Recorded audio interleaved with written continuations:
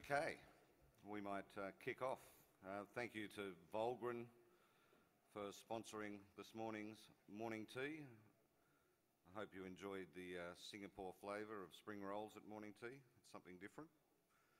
I guess of all the sessions at this year's conference, this two-part session, and this is part one, involves 5 preeminent speakers who have been asked to provide their thoughts and ideas on the importance of our cities to our economies and to our lives.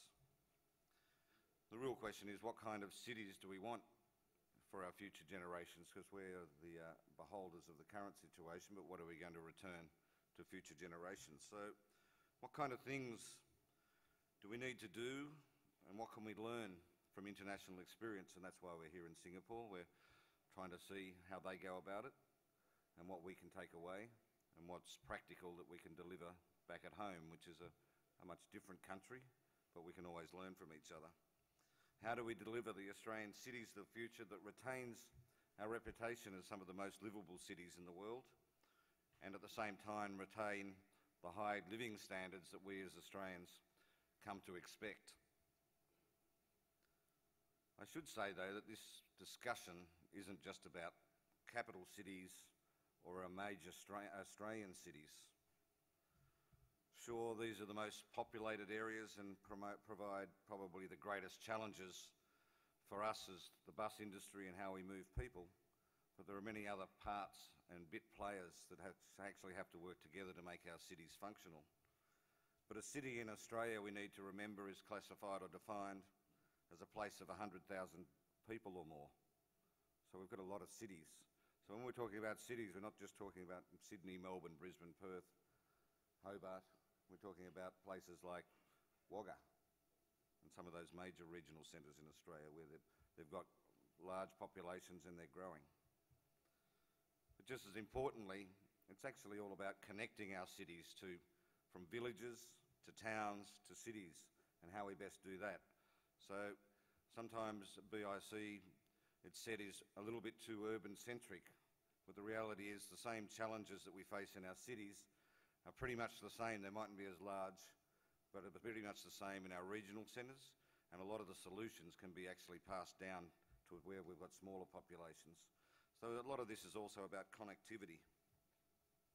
As you heard from Wayne Patch this morning, the BIC chairman, the BIC has been trying to take a lead, or has taken a lead, over the last decade through our research, through our policy development and our advocacy efforts with politicians, bureaucrats, industry, like-minded industries and senior decision makers about where we need to be.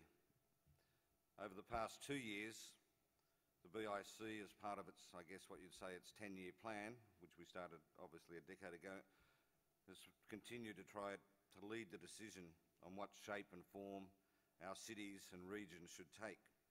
And I thought we might just have another little look back at some of the things that we've done over the past 2 years. You can play that film, Al.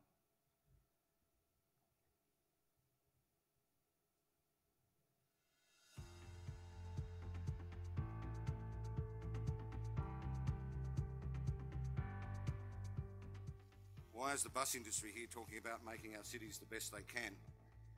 Well, we busies are here because we understand that how we move people in our cities, whether it's by car, bus, train, bike or foot, is underpinned by how our cities are planned and how their urban form develops. The shape of our cities are determinants of how we travel.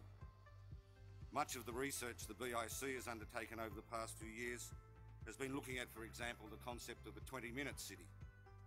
The 20-minute city is a key way to solve many of these problems that we're facing. It needs higher densities, more mixed use, better local bus services and a focus on place. This is a real opportunity for the bus industry to take a leadership role in this sort of design about neighbourhoods and cities. At the 1911 census, 10 years after Federation, 42% of the population was living in rural areas.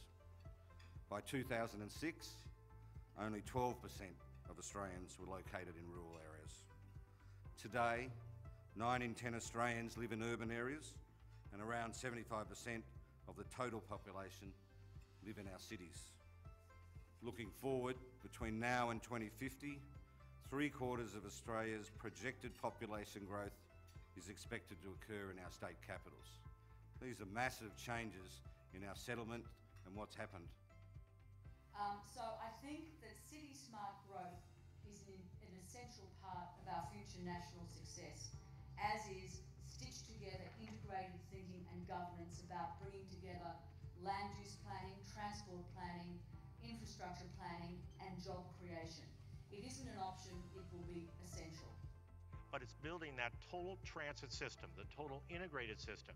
It's talking about not just buildings, but the spaces in between and how people can, in fact, get around. How they can not have to use a liter of petrol to get a liter of milk, but to be able to, in fact, walk to those places, to bike or take public transport, to create the 20-minute neighborhood that's so very important. Better cities are a solution to all of the challenges and problems that our cities face.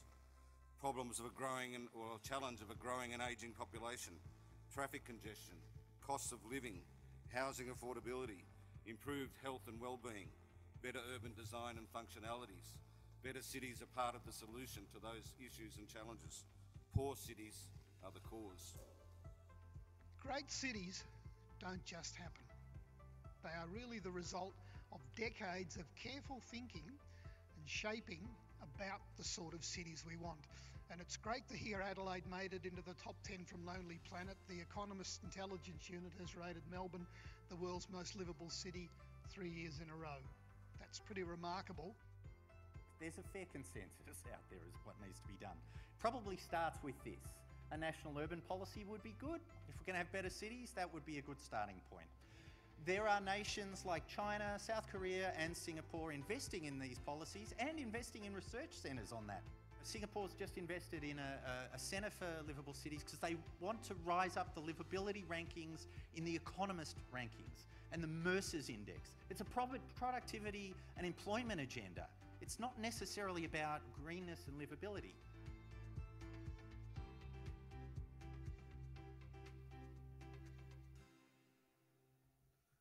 So this session in some senses is a new start. It's the next step to the next level of where we need to head as an industry to influence the policy debate of today and tomorrow. So it's important that we, or you, the industry over a decade ago, set a course to get federal government directly involved in public transport. It's important now that we set a course again to lead the policy debate and the development of government programs to deliver the next decade of industry representation and, most importantly, industry growth.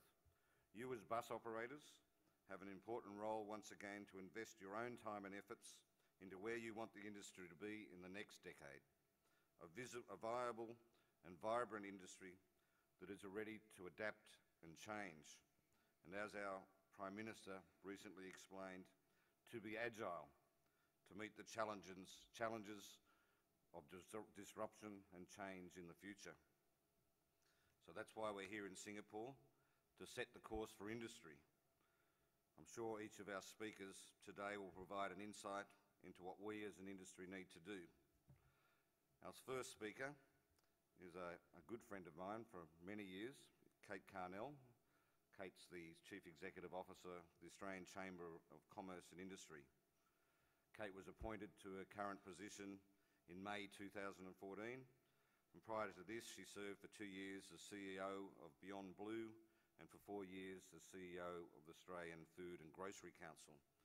Kate has served as Chief Minister of the ACT and was appointed an Officer of the Order of Australia in 2006. Prior to being Chief Minister, Kate lived in the real world and owned and managed pharmacies for 20 years. Please welcome Kate Carnell.